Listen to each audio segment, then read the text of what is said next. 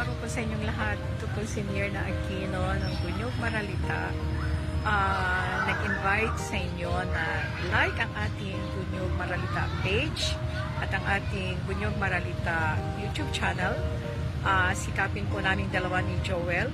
Kami po yung nagbablog sa Bunyog sa Bagong Bukas or BBB. Simula bukas, sikapin ko pong mag-vlog ng buhay-buhay ng isang Maralita. Ako po ay isang nanay. Ano po ang pwede natin mapag-usapan o may tips para sa isang Maralita o isang nanay o ano man sa araw-araw na buhay. At si Joel po ay nakapagsimula na naman siya ng kanyang vlog, mga issue ng ating bansa ng Pilipinas na napakarami po, ano.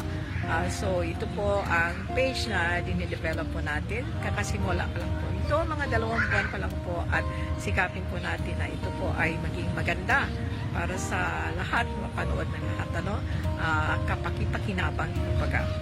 Dito po ay nag-organize po tayo ngayon ng isang bagong ipaparehistro natin na party list. Ito po ay sa mga urban tour.